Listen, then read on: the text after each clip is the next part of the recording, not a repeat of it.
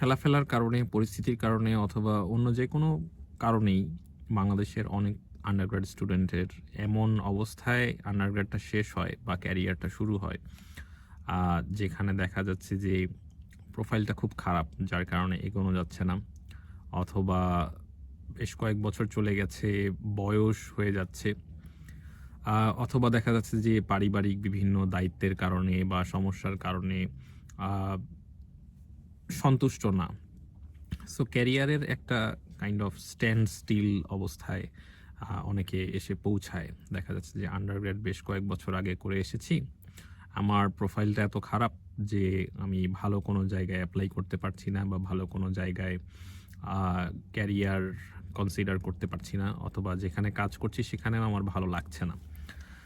তো এক্ষেত্রে আমরা কিভাবে প্রতিযোগিতায় ফিরতে পারি সেটা নিয়ে হচ্ছে আজকের এই এপিসোড। আমি হচ্ছে খুব সংক্ষেপে, খুব জেনেরিক টার্মে 8টা স্টেপের কথা বলবো, যেগুলো আশা করি যে স্টুডেন্টদের কাজে আসবে। 1 নম্বর স্টেজ হচ্ছে বা 1 নম্বর স্টেপ হচ্ছে যে আমার বর্তমান যে ফ্রাস্ট্রেটেড অবস্থা সেখান থেকে আমার একটা ফুলি প্রিপেয়ার্ড স্টেজে আসা।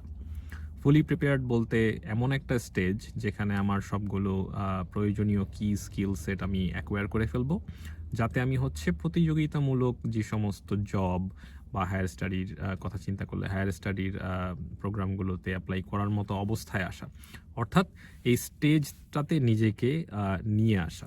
আমি যে স্টুডেন্টদের কথা বলছি তারা হয়তোবা মানসিক দিক থেকে যেমন একটা দুর্বল পজিশনে থাকে, হয়তো প্রোফাইলের দিক থেকেও একটা দুর্বল পজিশনে থাকে, হয়তো স্কিল সেটের দিক থেকেও দুর্বল পজিশনে থাকে। তো এই অবস্থায় উন্নতি করার উপায়টা হচ্ছে 6 থেকে 1 মাসের মতো একটা পিরিয়ড সেট করা, যে আমি 6 থেকে 1 মাস একটা কাজ করব যাতে আমি প্লেয়িং ফিল্ড যেটা সেই লেভেলে হচ্ছে উঠে আসতে পারি। এই লেভেলে উঠে আসার জন্য আমি ঠিক করব 6 মাস থেকে 1 বছরের মতো একটা পিরিয়ড। এই পিরিয়ডটাতে আমি কি করছি, হয়তো বা আমি ফ্যামিলিকে সাপোর্ট দেওয়ার জন্য হয়তো কোনো একটা জব করছি, যেটা হয়তো আমার হয়তো বা স্টার্টিং পয়েন্ট ছিল, কিন্তু এটাই আমার এন্ডিং পয়েন্ট না। আমি আরও একটা কম্পিটিটিভ গ্রাউন্ডে চলে আসতে চাই, হয়তো বা একটা ভালো জব পেতে চাই বা হায়ার স্টাডিতে যেতে চাই। তো সেই স্টেজে আসার জন্য আমি একটা প্রিপারেটরি পিরিয়ড সেট করব 6 মাস থেকে 1 বছর। এখন 6 মাস থেকে 1 বছর আমি যদি ইফেক্টিভলি কাজ করতে চাই, তাহলে কিছু নেগেটিভ জিনিসও আমার এখান থেকে বাদ দিতে হবে। নেগেটিভ জিনিসগুলো হচ্ছে নেগেটিভ রিসোর্সগুলো কী হতে পারে। এটা হতে পারে সোশ্যাল নেটওয়ার্ক।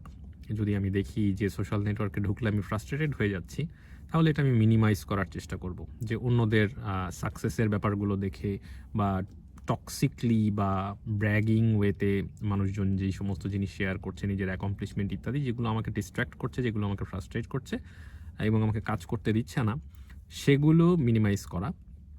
কিংবা যদি আত্মীয় স্বজন থাকে এমন যারা হচ্ছে শুধুমাত্র টক্সিক কথাবার্তা বলে, ডিমিনিং কথা বলে, জাজমেন্টাল কথা বলে, তাদের থেকে একটু দূরত্ব ক্রিয়েট করা 6 মাস থেকে 1 বছরের জন্য।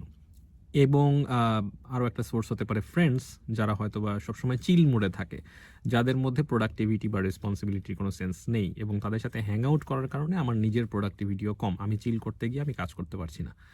সো এই সোর্সগুলোর থেকে একটা দূরত্ব ক্রিয়েট করে 6 মাস থেকে 1 বছরের প্রিপারেটরি পিরিয়ড আমি একটা সেট করব। এটা হচ্ছে স্টেপ 1। 2 নম্বর হচ্ছে আমাদের সাধারণত একটা আবছা ধারণা থাকে যে কোন কাজটা আমি করলে বা কোন ক্যারিয়ার পাথে গেলে আমি হয়তো বা বেশ হ্যাপি হব, বা আমাকে এই জিনিসটা একটা অ্যাকমপ্লিশমেন্টের সেন্স দেবে এবং আমি স্টেবলভাবে ওই কাজটা করে যেতে চাই। এখন হয়তো আমি কোনো একটা প্রফেশনে আছি টেম্পোরারিলি, সেখান থেকে আমি হয়তো একটা ভালো একটা জায়গায় যেতে চাই। আমাদের একটা আবছা একটা ছবি থাকে, কিন্তু সেই ছবিটার সাথে আমাদের হচ্ছে কন্ডিশনসগুলোকে এখন হচ্ছে অ্যালাইন করতে হবে স্টেপ টুতে এই কন্ডিশনগুলো অ্যালাইন করার উপায় হচ্ছে নিজের উইকনেসগুলো এবং নিজের স্ট্রেংথগুলো খুবই কোয়ান্টিটেটিভ টার্মে হচ্ছে বের করে ফেলা। উইকনেসগুলো কি হতে পারে? একজন স্টুডেন্ট, গড়পড়তা স্টুডেন্টের ক্ষেত্রে জিনিসগুলো অনেক কিছু হতে পারে। ধরি যে আমি আন্ডারগ্র্যাড শেষ করেছি, তারপর বেশ কয়েক বছর পার হয়ে গেছে, আমি একটা লামসাম স্যালারির কোনো একটা জব করে যাচ্ছি যেটা আমার একদমই পছন্দ না, আমি আরও বেশি ডিজার্ভ করি এবং আমি সেই জন্য এফোর্ট দিতে প্রস্তুত। সো এই অবস্থায় আমার উইকনেসগুলো কী কী সেটা দেখতে হবে। যেমন হচ্ছে আমার স্টাডি গ্যাপ হয়তো হয়ে গেছে, সো হায়ার স্টাডিতে যেতে হলে আমাকে স্টাডি গ্যাপে কোনো প্রবলেম হতে পারে কিনা সেটা দেখতে হবে। 2 নম্বর আমার দেখতে হবে যে বয়সের কোনো ব্যাপার আছে কিনা, যে বয়সের কারণে আমরা 20 বছর বয়সে যেরকম এনথুসিয়াজমের সাথে পড়াশোনা করতে পারি, 30-এ এসে হয়তো সেভাবে পারি না। সো অনেস্টলি এভাবেই একাডেমিক এবং নন একাডেমিক যে সমস্ত উইকনেস এবং স্ট্রেংথস আছে সেগুলো আমার হচ্ছে লিস্ট করতে হবে। কাজেই আমি উইকনেসগুলোকে পাশ কাটিয়ে বা সেগুলোকে ওভারকাম করে এবং সেই সাথে স্ট্রেংথগুলোকে ফুলি ইউটিলাইজ করে আমি আমার গোলটাতে যাতে এগোতে পারি, যা এই কারণে হচ্ছে স্টেপ 2তে আমাদের এই লিস্টটা করতে হবে। স্টেপ 3 হচ্ছে একটা টাইম স্লট খুঁজে বের করা, যে টাইম স্লটটাতে আপনার অন্য কোনো দায় দায়িত্ব থাকে না। এখন ডেফিনেটলি এটা হতে হবে একটা আফটার আওয়ার টাইম স্লট, অথবা বিফোর, মানে যখন আপনি কাজে যান তার আগের 1 ঘন্টা, অথবা কাজ থেকে এসে 1 ঘন্টায়, এক বা 2 ঘন্টা, যেরকম একটা রিজনেবল টাইম স্লট বের করতে হবে।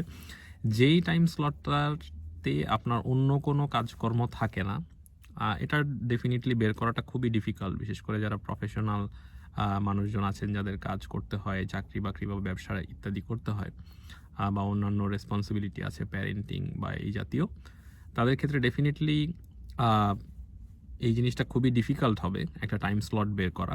সো আপনি যেটা করতে পারেন, ইনিশিয়ালি খুব ছোট একটা টাইম স্লট বের করতে পারেন, কিন্তু সেটা কনসিস্টেন্ট হতে হবে, সেটা একই রকম হতে হবে প্রতিদিন, যেই টাইমটাতে আপনি একটু একটু করে কাজ করবেন। সো এই টাইম স্লটটা খুঁজে বের করাটা হচ্ছে ডেফিনেটলি একটা বড় চ্যালেঞ্জ, এবং এটা হচ্ছে স্টেপ 3।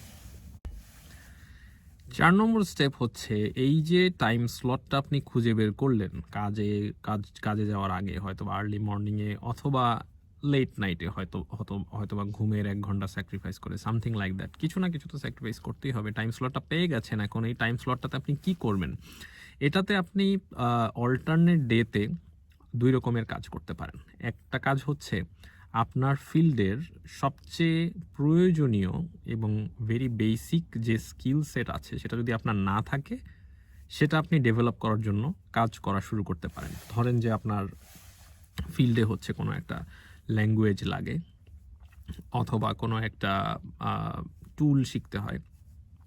এই জিনিসটার ব্যাপারে আপনি হচ্ছে থিওরিটিক্যাল এবং practical demonstration whatever online resource ব্যবহার করে একটা বা দুটো, খুব বেশি স্কিল সেট নিয়ে মাথা না ঘামিয়ে একটা বা দুটো দিয়ে আপনি শুরু করলে কিছুদিন পর বুঝতে পারবেন যে এটা কোন লেভেল পর্যন্ত আপনার যাওয়া উচিত, অথবা এই টুলের চেয়ে বা এই স্কিল সেটের চেয়ে বা এই প্রোগ্রামিং ল্যাঙ্গুয়েজের চেয়ে বা এই মেথডের চেয়ে অন্য কোনো কিছু বেটার সুটেড কিনা। এটা শুরু করলে কিছুদিন পর আপনি হচ্ছে আস্তে আস্তে বুঝতে পারবেন। এটা হচ্ছে এক ধরনের কাজ। 2 নম্বর কাজ হচ্ছে আপনার প্রফেশনে দেশে এবং বিদেশে যারা আছে তাদের ক্যারিয়ার ট্র্যাকটাকে আপনি এক্সপ্লোর করা শুরু করবেন। অর্থাৎ এগুলো থেকে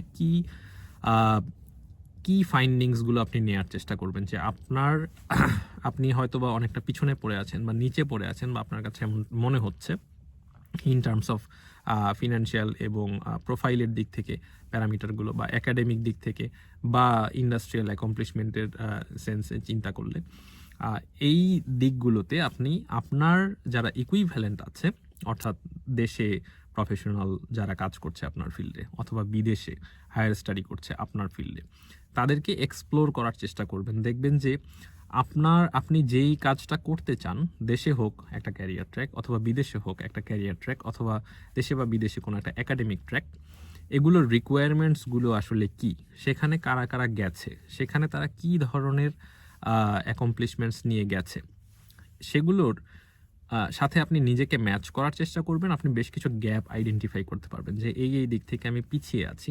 হয়তো বা সেটা হতে পারে সিজিপিএ, হতে পারে পাবলিকেশনের সংখ্যা, হতে পারে কি স্কিল সেট যেগুলো তারা ইউজ করছেন তাদের ফিল্ডে, যেটা আপনার হয়তো শিখে নিতে হবে। সো আপনি 2 রকম কাজ এই আফটার আওয়ার স্লটটাতে করবেন। একটা হচ্ছে স্কিল সেট ডেভেলপ করা, আর একটা হচ্ছে এক্সপ্লোর করা মানুষজনকে, যে রিকোয়ারমেন্টসগুলো বোঝার জন্য। এই 4 নম্বর স্টেপে এসে দেখবেন যে আপনার বিশাল একটা লিস্ট তৈরি হয়ে গেছে, বেশ কিছু কনফিউশন তৈরি হয়ে গেছে, অনেক কিছু লেস প্রায়োরিটির জিনিসও আপনি হচ্ছে অ্যাড করে ফেলেছেন। সো আপনি চেষ্টা করবেন এখন শর্ট লিস্ট করে আনতে জিনিসগুলোকে। ধরেন যে আপনার ফিল্ডের লোকদেরকে আপনি অনেক এক্সপ্লোর করে ফেলেছেন, এখন আপনি জানেন যে 10টা ফিল্ডে আপনার ইকুইভ্যালেন্ট লোকজন কাজ করে, সেই 10টা ফিল্ড থেকে আপনি 2টা পিক করার চেষ্টা করবেন যেগুলো আপনার হচ্ছে খুবই ফেভারিট। আবার হায়ার স্টাডির ক্ষেত্রেও আপনি হয়তো বা দেখেছেন যে আপনার ফিল্ডের লোকজন 10টা এরিয়াতে কাজ করে, সেখান থেকে আপনি 2টা পিক করার চেষ্টা করবেন যেগুলো আপনার হয়তো খুবই ফেভারিট। অর্থাৎ আপনি সব কিছুই আস্তে আস্তে কমিয়ে আনার চেষ্টা করবেন, শর্ট লিস্ট করার চেষ্টা করবেন, আরও ফোকাসড করার চেষ্টা করবেন। মোস্ট ফেভারিট পার্টগুলো বা মোস্ট অ্যালাইনড জিনিসগুলো আপনার প্রোফাইলের সাথে, আপনার ইন্টারেস্টের সাথে সব কিছু মিলিয়ে বেটার সুটেড যে সমস্ত ট্র্যাক আছে সেই ট্র্যাকগুলো হচ্ছে আইডেন্টিফাই করার চেষ্টা করবেন। এটা হচ্ছে স্টেপ 5। 6 নম্বর স্টেপ হচ্ছে প্রসেস অফ এলিমিনেশন, যেটা হচ্ছে খুবই ডিফিকাল্ট বাংলাদেশের স্টুডেন্টের জন্য। বাংলাদেশের স্টুডেন্টরা একই সাথে MP3 গাইডও পড়ে, আবার GRE টোফেলের গাইডও পড়ে, যার কারণে হচ্ছে অর্থাৎ তারা সব দিক হচ্ছে ধরে রাখতে চায়। এখন এই 6 নম্বর স্টেপে আপনার কাজ হচ্ছে আপনি যে সমস্ত শর্ট লিস্টেড ট্র্যাক বের করেছেন, ধরা যাক যে 2টা এরিয়া বের করেছেন, 2টা চাকরির ক্ষেত্র বের করেছেন, 2টা একাডেমিক এরিয়ার রিসার্চ ইন্টারেস্ট এরিয়ার আপনি খুঁজে বের করেছেন, সেগুলো থেকে আপনি প্রসেস অফ এলিমিনেশনে বাদ দেওয়ার চেষ্টা করবেন যে আপনার প্রোফাইলের সাথে মেলে না কোনগুলো, অর্থাৎ আরেক দফা স্ক্রিনিং যেটাকে বলে, যে আপনার প্রোফাইলের সাথে মেলে না বা হয়তো বা আপনার প্রোফাইলের সাথে মেলে কিন্তু ইন্টারেস্টের সাথে মেলে না, এই জিনিসগুলো হচ্ছে আইডেন্টিফাই করার চেষ্টা করবেন। এবং এই পর্যায়ে এসে আপনাকে বেশ খানিকটা চুজি হতে হবে, আপনার হচ্ছে বেশ খানিকটা ফ্লেক্সিবলও হতে হবে। চুজি এবং ফ্লেক্সিবল হওয়া বলতে কি বোঝায়, আপনাকে আইডেন্টিফাই করতে হবে আপনার সাথে মোস্ট অ্যালাইন ট্র্যাকগুলো কোনগুলো, এবং ধরুন আপনার কোনো একটা ট্র্যাক বেশ পছন্দ হয়ে গেছে, সেটার উপর অবসেসড হয়ে গেলে হবে না, আপনি এই দিক থেকে একটু ফ্লেক্সিবল থাকার চেষ্টা করবেন। আমরা অনেক সময় হতাশ হয়ে যাই, কারণ কি আমরা অনেক সময় দেখা যায় যে একটা জিনিসের উপর একেবারে ফোকাস করে ফেলেছি যে এই জিনিসটাই হতে হবে টাইপের। কিন্তু আমরা যদি এভারেজ স্টুডেন্ট হই বা আমাদের প্রোফাইল যদি খারাপ হয় বা আমরা যদি পিছিয়ে গিয়ে থাকি, তখন আমাদেরকে এক্ষেত্রে কিছুটা কম্প্রোমাইজ করতে হবে, কিছুটা কম্পেনসেট করতে হবে। সো এক্ষেত্রে কোনো একটা নির্দিষ্ট ট্র্যাকের ওপর আপনি একেবারে অবসেসড হয়ে না গিয়ে আপনি হচ্ছে অল্টারনেটিভ 2-1টা অবশ্যই রাখার চেষ্টা করবেন, যে যদি আমি বাইরের দেশে যেতে না পারি তাহলে অল্টারনেটিভ হিসেবে একটা পছন্দসই কোনো ট্র্যাক আমার দেশে আছে কিনা, এভাবে। সো এটা মনে হতে পারে যে আমি কন্ট্রাডিক্টরি কথা বলছি, একটু আগেই বললাম যে আমি শর্ট লিস্ট করতে, এখন আবার বলছি যে অল্টারনেটিভ রাখতে। সো ডেফিনেটলি ইকুয়েশনটা এত সহজ না, যার কারণে আমাদেরকে এই কাজটা করতে হবে। একই সাথে আমাদেরকে বাজে অপশনগুলো বাদ দিতে হবে, আবার একই সাথে অল্টারনেটিভ প্ল্যান B, C এগুলোও রাখতে হবে, যেটা ডেফিনেটলি কোনো সহজ কাজ না, ডেফিনেটলি এটা কোনো কুইক কাজ না, আপনার হয়তো বেশ খানিকটা সময় লাগবে। সো এটা আমাদেরকে করতেই হবে। এবং আমরা কোনো একটা বিষয়ের উপর খুব একটা অবসেসড না হয়ে যাওয়ার উপায় হচ্ছে কি, যে সেই ফিল্ডের কি কি রিওয়ার্ড আছে বা অ্যাকমপ্লিশ হলে আপনি কি করতে পারবেন সেটা ভেবে আনন্দ না পেয়ে আপনার উচিত হবে সেই ফিল্ডের কি কি চ্যালেঞ্জ আছে এবং এটা টাইমলাইনটা কি সেটা হচ্ছে ভালো মতো এক্সপ্লোর করা। অর্থাৎ এই ফিল্ডটাতে যে আমি কাজ করব, এই ফিল্ডটাতে কাজ করতে আসলে কি কি লাগে একাডেমিকলি, টেকনিক্যালি স্পিকিং, এবং টাইমলাইনের দিক থেকে কতটা সময় লাগে, এই জিনিসগুলো আমাদেরকে হিসাব করতে হবে। তো এটা ছিল স্টেপ 6। স্টেপ 7 হচ্ছে আমাদের কাগজপত্র জাতীয় যে সমস্ত সমস্যা আছে, ডকুমেন্টস রিলেটেড যে সমস্ত ব্যাপার আছে, সেগুলো হচ্ছে ইন প্যারালাল প্রিপেয়ার করতে হবে। অর্থাৎ আমাদের হয়তো যদি সার্টিফিকেটস, মার্কশিটস ইত্যাদি তো রেডি করে অর্গানাইজ করতে হবেই, সাথে অন্যান্য রিলেটেড যে সমস্ত ডকুমেন্ট, যদি হায়ার স্টাডির কথা বলি SOP, যদি জব সার্চের কথা বলি রেজুমে, এই জিনিসগুলোকে একটু পলিশ করতে হবে। আমরা অনেক সময় পুরনো ভার্সন দিয়েই কাজ চালাতে থাকি, একটা দিয়েই সব জায়গায় সাবমিট করতে থাকি, এটাকে আপডেট করি না। ওই যে আমরা স্কিল ডেভেলপ করছিলাম আগের স্টেপগুলোতে, সেগুলোর থেকে কোনো কিছু ইফেক্টিভলি আমি অ্যাড করতে পারি কিনা এবং সেটাকে কোয়ান্টিফাইড ওয়েতে আমার CV এবং রেজুমেতে আমি প্রেজেন্ট করতে পারি কিনা, এই জিনিসগুলো দেখতে হবে। এবং ক্রমাগত অ্যাটলিস্ট মান্থলি একবার আমরা যদি একবার রিভাইজ করার চেষ্টা করি, তাহলেও আমাদের প্রোফাইল কিন্তু কতটুকু এগোচ্ছে সেটা আমরা হচ্ছে দেখতে পারবো। এই CV রেজুমে নিয়ে higher study in the US English যে প্লেলিস্টটা আছে সেখানে একটা আস্ত ভিডিওই আছে এই জাতীয় ডকুমেন্টসগুলো কীভাবে ইফেক্টিভলি তৈরি করতে হয়, সো সেটাও দেখে নিতে পারেন। সো মূল কথাটা হচ্ছে যে ডকুমেন্টস রিলেটেড, কাগজপত্র রিলেটেড ব্যাপারগুলো যেগুলো আমাদের ইন প্যারালাল একটু একটু করে গুছিয়ে আনতে হবে, যাতে যখন আমাদের যাওয়ার সময় হবে তখন যাতে এগুলো নিয়ে আমাদের দৌড়াদৌড়ি করতে না হয়, এগুলো যেন আমরা ইন প্যারালাল আগের থেকেই রেডি করে রাখতে পারি। 7টা স্টেপ চলে গেল। 8 নম্বর ফাইনাল যে স্টেপ সেটা হচ্ছে অ্যাকচুয়ালি ডিসাইড করা। সো ডিসাইড করা এটা আসলে কেমন স্টেপ? ডিসাইড তো করতেই হবে। ডিসিশন নেওয়ার সময় আমাদেরকে এখন কিছু প্যারামিটার কনসিডারেশনে এনে তারপর মিডল গ্রাউন্ডে আসতে হবে। ব্যাপারটা কেমন যে আমাদের বায়োলজিক্যাল ক্লক, আমাদের ফিনান্সিয়াল রেসপন্সিবিলিটি, আমাদের ফ্যামিলি, আমাদের ম্যারিটাল কন্ডিশন, আমাদের হেলথ, এই জিনিসগুলো আমরা অনেক সময় ভুলে গিয়ে আমরা প্ল্যান করতে থাকি, কিন্তু এগুলোকে তো আর আসলে আইসোলেট করা সম্ভব না আমাদের ক্যারিয়ার ট্র্যাক থেকে। যার কারণে আমাদেরকে এই বিষয়গুলো কনসিডারেশনে এনে তারপর হচ্ছে আমাদের ডিসাইড করতে হবে যে এই যে শর্ট লিস্ট ইত্যাদি করলাম, বাছাই করে আজে বাজে অপশনগুলোকে বাদ দিলাম, নিজের সাথে অ্যালাইনমেন্ট খুঁজে বের করলাম, নিজের এরিয়া খুঁজে বের করলাম, নিজের কাগজপত্র রেডি করলাম, সব কিছু যে রেডি করলাম, নিজের স্কিল সেট ডেভেলপ করলাম, সব কিছু করলাম আগের স্টেপগুলোতে। এখন যে ডিসাইড করার সময় আমার যে লিমিটেশনসগুলো আছে বা আমার সার্কামস্ট্যান্স আছে এগুলো কনসিডার করে আমাদের হচ্ছে একটা মিডল গ্রাউন্ডে আসতে হবে। মিডল গ্রাউন্ডে আসার একটা থাম্ব রুল কি?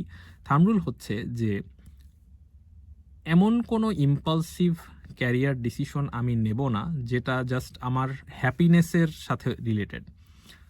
আমরা অনেক সময় মনে করি যে হ্যাপি হওয়াটাই হচ্ছে জরুরি, কিন্তু হ্যাপিনেসটা ডেফিনেটলি একটা ইম্পর্টেন্ট প্যারামিটার, কিন্তু এটা যেন একমাত্র প্যারামিটার না হয়ে যায়। এমন অনেক ক্যারিয়ার ট্র্যাক থাকতে পারে যেগুলো লজিকলি আপনার সাথে, আপনার প্রোফাইলের সাথে, আপনার এক্সপার্টিজের সাথে, আপনার সব কিছুর সাথে হচ্ছে ওয়েল অ্যালাইন্ড, কিন্তু হতে পারে যে কাজটা আপনার করতে খুব একটা ভালো লাগে না, খারাপ লাগে এমনও না, হয়তো খুব একটা ভালো লাগে না, সেটা কিন্তু বেটার যে আর অন্য একটা ক্যারিয়ার ট্র্যাক যেটা আপনার করতে খুব ভালো লাগে কিন্তু যেটার কোনো ফিনান্সিয়াল প্রসপেক্ট নেই, যেটা আপনার এক্সপার্টিজের সাথে মেলে না এবং আপনার এতদিন ধরে আপনি যে স্কিল সেট ডেভেলপ করে আসলেন সেটার সাথে কোনো সম্পর্কই নেই।